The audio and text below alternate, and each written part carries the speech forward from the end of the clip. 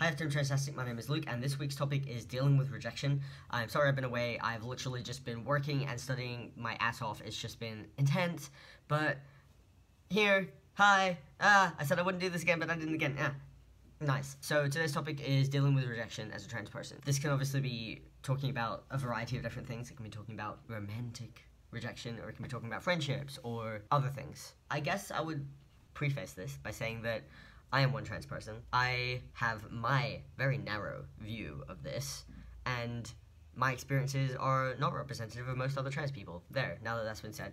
Cool. So I haven't actually dealt with very much rejection.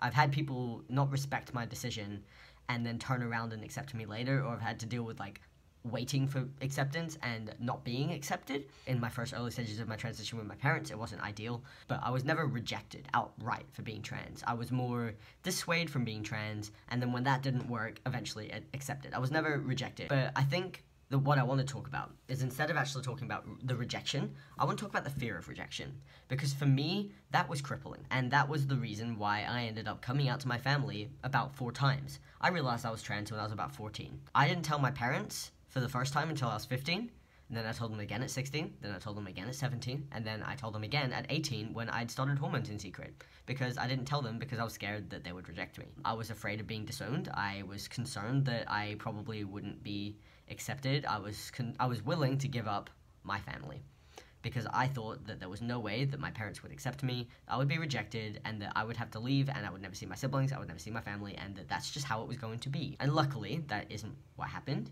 But the fear of that is very damaging, and the fear of that is something that I still struggle with, and because of that, I don't want to say abandonment issues, but I do struggle with finding a sense of community and feeling like I belong, because for so long I was afraid that it was going to be uprooted at any second. And that is something that I'm sure a lot of other trans people feel, whether or not they actually are rejected or they aren't. But another thing that is also something that I want to talk about, and this is something that I haven't really seen talked about very much, but I want to talk about the guilt around being accepted. My first initiation, or like proper being a part of the trans community as a whole, the first time that really happened, or like the first time I kind of associated myself as trans and like was realizing I was trans, choosing my name, finding other trans people, making new friends that were trans, watching YouTube videos, finding Transtastic, you know, all this sort of thing when I was about in like 2012, 2013. That's a long time ago, and things have changed. Oh my god, things have changed. Back then, so many people were rejected, or like the acceptance of trans people was just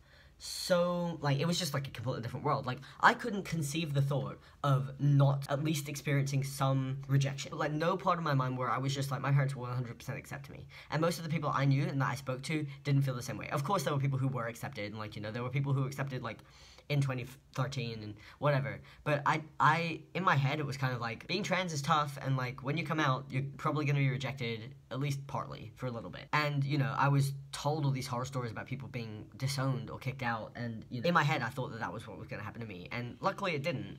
You know, it wasn't easy, and there were still issues with my family, my relationship with my family, and that took years to heal, and now it's finally at a point where, you know, I have a very good relationship with my family now, but I didn't for a very long time. But I do feel guilty about that, because I read all these horror stories about people being disowned, and I thought that I was going to be like that, and then it didn't actually happen, and I guess I was one of the lucky ones. Obviously, not everyone has the same transition, and some people are lucky in that they, you know, they come out as trans, and their parents accept them with open arms, and they just deal with acceptance, and they don't ever have to deal with that rejection.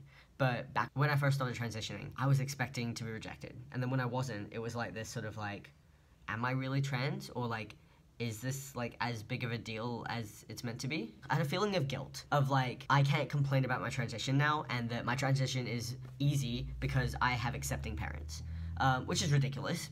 And I know it's ridiculous, because just because my parents accept me now doesn't mean they always accepted me, and doesn't mean that my transition was easy.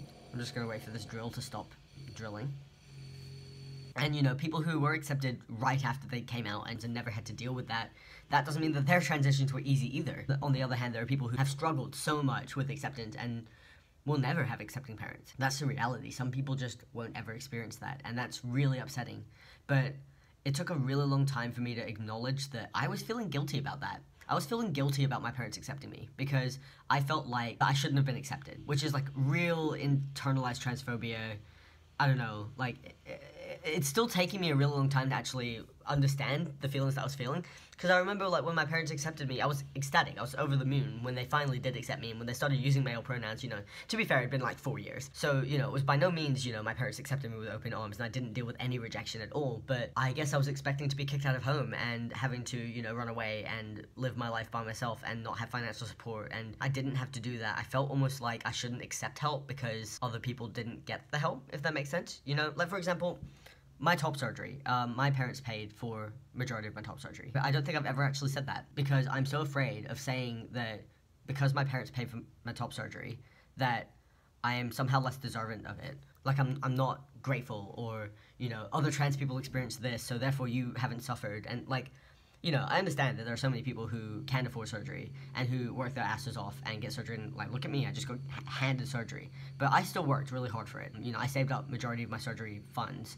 My parents just offered to pay for it, and I ended up using the funds that I did save for my top surgery to go towards my living expenses. So in essence, I did pay for majority of it. Like, it's just something that, I don't know, I just feel this guilt about accepting help and accepting my parents. I owe a lot to them, which is understandable because, you know, they're my parents, and they love me. I'm going off topic. My point is, if you aren't rejected, you don't need to feel guilty about it. I don't know if other people feel this way, but I feel like I'm sure other people would feel this way because there's this huge narrative that's kind of pushed. I still had to deal with my own struggles, my own fair share of struggles, and my parents didn't accept me with open arms, so it's not like I've, you know, had everything handed to me. But hey, even if you did come out really young and your parents completely supported you and all those sorts of things, that doesn't mean that being trans is easier, or your experience is somehow easier than others. Privilege is an important thing to play, and I'm very privileged in that my parents are supportive, and not everyone has that experience. And I think instead of feeling guilty about it, there's no point feeling that way when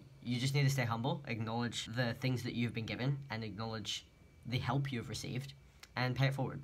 That's all you really can do. So sorry that this wasn't really on topic, but I didn't really want to talk about the rejection of being trans because I feel like every other video this week is going to be about that sort of thing, and I don't have much direct experience with that because I cut out a lot of people who just didn't accept me, besides my family. So I mean, you know, do what makes you happy. Your life is important, do what makes you happy, but accept help if it's given to you because you don't deserve to suffer. You shouldn't feel the need to suffer just because you feel like you're meant to. Anyway, this is a bit of a downer. I will see you guys next week. Bye.